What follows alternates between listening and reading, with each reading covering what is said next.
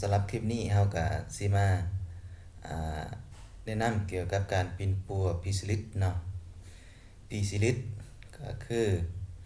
ผู้ใดเป็นพิซิลิสแล้วเป็นพยาธิแนวใดเนาะก็สามารถเข้าไปใน Google แล้วก็พิมพ์คำว่าในเป็นภาษาอังกฤษพิซิลิสเนาะเพราะว่าทางเฮาก็บ่สามารถเอาขึ้นหน้าจอได้เนาะแล้วในการปิ่นปัวแนวใดและการใส่ยาแนวใดเนาะมาเบิ่งไปนำกันพี่น้องการปิ่นปัวพิซิลิสก็มีระยะที่1ระยะที่2และระยะมิดเงียบเบื้องต้นที่ซุ่มเสือบ่เกิน2 ปีเนาะการปิ่นปัวกรณีผู้ติดเชื้อพิซิลิสเบนซาตินเบนซินเพนิซิลินเนาะเป็นกลุ่มยาเป็นยาเนาะพี่น้องก็คือเฮาก็สามารถกินยาเบนซาทินแล้วก็เบนซีนเพนิซิลินเนาะเป็นจีนี่แหละแล้วก็2.4 ล้านหัวหน่วยสากลหรือว่า EU และ IU แหละสักกามเทื่อเดียวเนาะหลังจากทดสอบใส่ผิวหนังหรือทาประวัติการแพ้ยาเพนิซิลินสำหรับผู้ใดที่ว่าบ่มีการแพ้ยาเนาะก็คือก่อนการซักก็ต้องทดสอบก่อนก็คือเฮาซักใส่ผิวหนังหน่อยหนึงแล้วก็เบิ่งสังเกตปฏิกิริยาของยาเนาะสำหรับคนที่มีอาการแพ้หรือว่าการผิดปกติก็แม่นบ่ซักเฮาต้องใส่เป็นยาชนิดอื่นเนาะก็คือเฮานี่ต้องซักยาเพนิซิลินเนาะสำหรับผู้ใดที่ติดเชื้อเพนิซิลิสพิซิลิสเนาะสองก็คือเฮาสามารถใส่ยาโปรคาอินเบนซีนเพนิซิลินเนาะ 1.2 IU เนาะสักกาม1เทื่อต่อมื้อ10-14 มื้อหลังจากทดสอบใส่ผิวหนังหรือทาประวัติการแพ้ยาเพนิซิลินเนาะในกรณีบ่สะดวกในการใส่เป็นซาทินหรือโปรคาอินเพนิซิลิน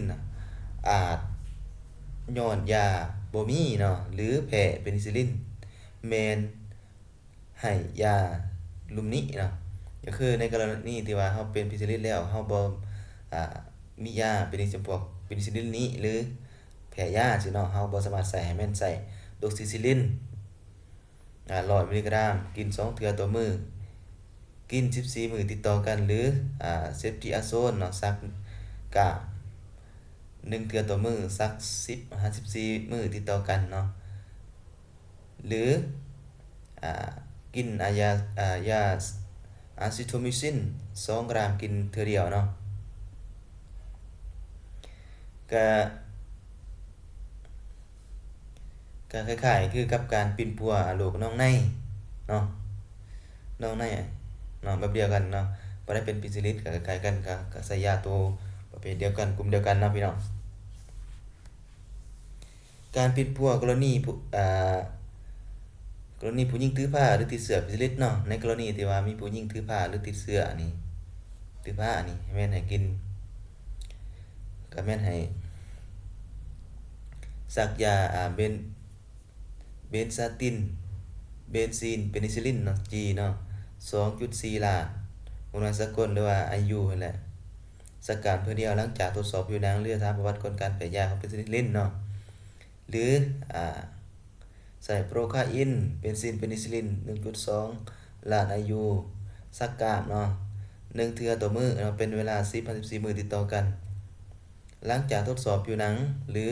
ตามประวัติการแพ้ยาเพนิซิลินเนาะในกรณีบ่สะดวกในการใส่ยาเบนซินหรือโปรคาอินเพนิซิลินอาจย้อนบ่มียาหรือแพ้เพนิซิลินแม่นได้ใส่ยาลุมนิเนาะคือออริโทมิซิน500 มิลลิกรัมกิน4เทื่อต่อมื้อกิน14 มื้อติดต่อกันเซฟทีอาโซน1 กรัมสักกรัม1เทื่อต่อมื้อสัก14 มื้อติดต่อกันหรือกินยาอะซิโทมิซิน2 กรัมกินเทื่อเดียวเนาะสิ่งสำคัญเนื่องจากว่า ยาอะริโทซินและยาอะซิโทมิซินบ่สามารถผ่านแฮจึงเฮ็ดให้เด็กน้อยบ่มีอาการติดเชื้อจากแม่เนาะเฮ็ดให้เด็กน้อยมีโอกาสติดเชื้อจากแม่ถ้าปิ่นปัวแม่ด้วยยาอะริโทมิซินแม่นให้ปิ่นปัวเด็กหลังเกิดทันทีตามข้อต่อไปนี้เนาะก็คืออ่าสำหรับผู้หญิงถือผ้าติดฟิสิลิสแล้วเกิดลูกมาต้องปัวลูกอีกเนาะกรณีเป็นฟิสิลิสในระยะที่มิดเงียบได้ซึมเสื่อเกิดมา2 ปีการเป็นการเป็นปัวในกรณีผู้ใหญ่ติดเชื้อฟิสิลิสคือกินยาเบนซาทินเบนซิลิน G 2.4 IU เนาะสักกรัม1เทื่อต่ออาทิตย์เป็นเวลา3 อาทิตย์ติดต่อกันหลังจากตรวจสอบสายผิวหนังหรือถามประวัติคนเจ็บการแพ้ยาเนาะแล้วก็หรือเฮาอยากใส่ยาโปรคาอินเบนซีเพนิซิลลิน 1.2 IU สักกรัม1เทื่อต่อมื้อสัก3 มื้อติดต่อกันหลังจากทดสอบสายผิวหนังหรือตามประวัติการแพ้ยาเพนิซิลลินในกรณีบ่สะดวกในการใส่ยาการใส่เบนตาซินหรือโปรคาอินโปรคาอินเพนิซิลลินบ่มียาหรือแพ้ยาแม่นให้ใส่ยานั่นเนาะยาโดซิซิลินคือเก่าเนาะยูริซิลิน100 มิลลิกรัมคือเก่ากิน2 เทื่อต่อมื้อกิน30 มื้อติดต่อกันเนาะเป็นเวลา1 เดือนพุ่นเนาะมาเหตุถ้าคุณเจ็บบ่สามารถกำหนดการเป็นปัวด้วยยาเบนซาตินเบนซิเพนิซิลลินระยะห่างแต่ละเข็มนั้น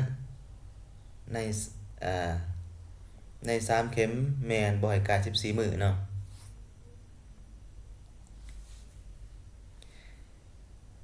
การปิ่นปัวติดเชื้อฟิสิลิสในแม่หญิงถือผ้าหรือบ่ฮู้ว่าอยู่ในระยะใดของการติดเชื้อเนาะสำหรับในผู้หญิงถือผ้าที่เป็นติดเชื้อฟิสิลิสแล้วเฮาบ่ฮู้ว่าในระยะใดเนาะในการติดเชื้อแม่น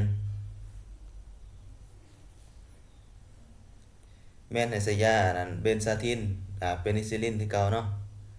2.5 IU สักกรัม1 อาทิตย์ต่อมื้อสัก3 อาทิตย์ติดต่อกันหลังจากทดสอบผิวหนังบ่มีการแพ้ยาประวัติแพ้ยาเพนิซิลลินใดๆเนาะแล้วก็หรือเฮาใส่ยาโปรคาอินเบนซีนเพนิซิลลิน1.2 ล้านหัวหน่วยสักนั้นIU เนาะสักกรัม1 เทื่อต่อมื้อ10 มื้อหลังจากทดสอบสายผิวหนังบ่มีการแพ้ยาใดๆเนาะในกรณีบ่สะดวกในการใส่ยาเพนิซิลลินนี้จนมียาหรือว่าแพ้ยาเพนิซิลลินเฮาควรใส่ยาตัวยูรุมนี่ก็ได้เนาะก็คือออริโทมิซิน500 มิลลิกรัมกิน4 เทื่อต่อมื้อติดต่อกัน14 มื้อแล้วกินยาหรือใส่ยาอันนั้นเนาะเซปติอาโซนเนาะ1 กรัมสักยานั่นเนาะ1 กรัม1 เทื่อต่อมื้อเนาะ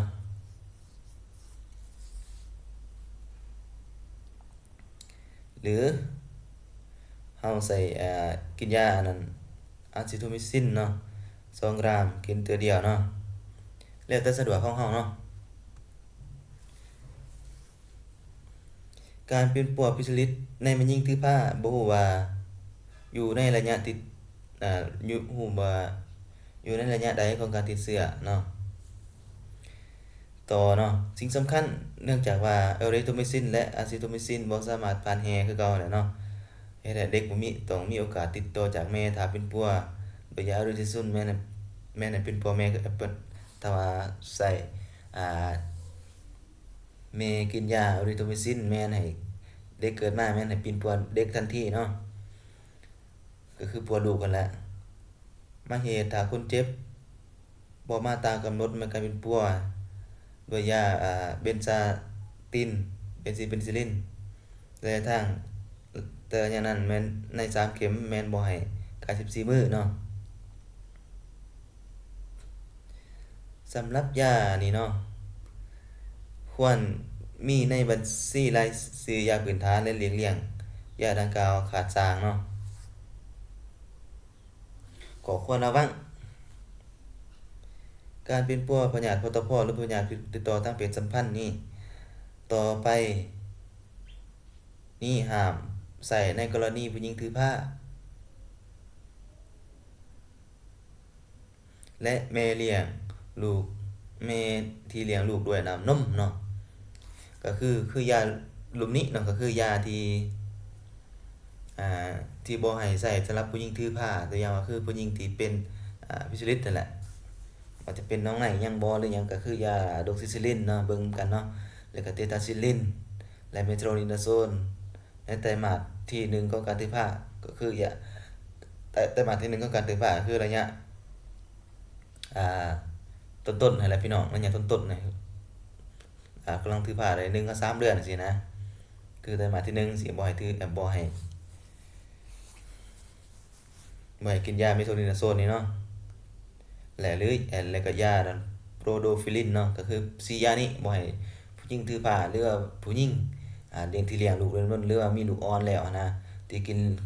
ที่ลูกกำลังกินนมนะแม่นบ่ให้กินยานี้เนาะ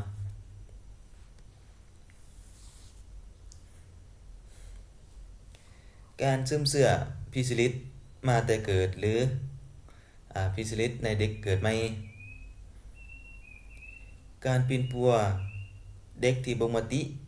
ยืนยันว่าติดเชื้อพิซิลิสมาแต่เกิดในกรณีติดเชื้อพิซิลิส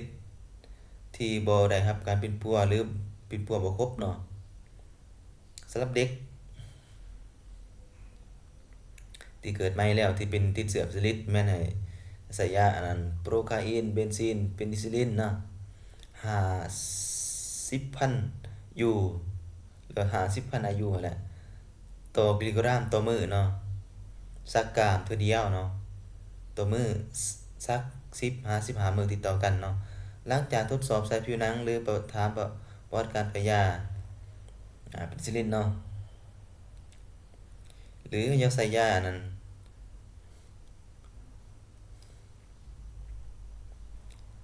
กวสเบนซาทีนเป็นเบนซีนเพนิซิลลินเนาะ1,550อยู่ต่อกิโลกรัมต่อมื้อเนาะสักเส้นเลือดเนาะ50มิลลิกรัม50,000ยูต่อกิโลกรัมทุกๆครั้งเนาะก็คือทุกๆ12ชั่วโมงในเด็กเกิดใหม่ที่มีอายุต่ำกว่าหรือเท่ากับ7วันต่ำกว่า7วันเนาะถ้าเด็กอายุสูง7วันแม่นให้ซักทุกๆ8ชั่วโมงต่อมื้อซักหา10-15มื้อติดต่อกันเนาะอันนั้นแม่นการใส่ยาสำหรับเด็กเกิดใหม่ในที่ติดพิซิลิสเนาะสำหรับแพทย์หมอคนใดหรือว่าผู้ใดอยากนั่นก็สามารถติดอันนั้นเขียนตามนี้เนาะ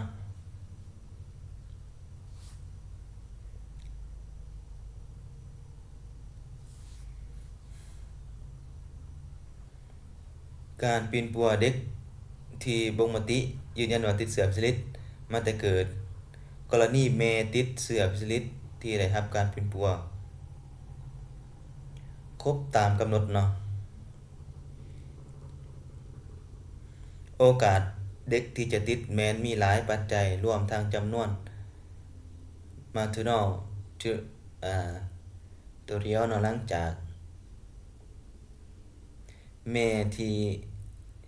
กวดพบด้วย RPR เนาะช่วงเวลาการปีนปัวและขันของพยาธิดังนั้นการปีนปัวแม้นทางเลือกถ้าตัดสินใจปีนปัวแม่นควรใส่ยาลุมนี้เนาะเบนเบนซาทินเบนซีนเพนิซิลลินจีเนาะ50มิลลิกรัม50ยูต่อกิโลต่อมื้อเนาะสักการตัวเดียวเนาะ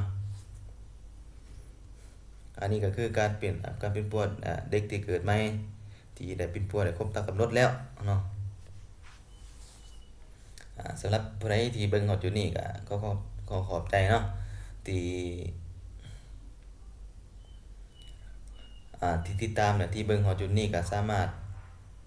ปรึกษาแล้วก็สามารถคอมเมนต์ได้เนาะแล้วก็สิขอบใจเนาะแล้วก็ถ้าเบื่อเบิ่งคลิปต่อๆไปคันอยากรู้คลิปอื่นๆหรืออยากรู้ปัญญาอื่นๆก็แม่นสามารถคอมเมนต์ใส่แล้วก็หรือว่าสามารถเบิ่งคลิปก่อนๆได้เนาะ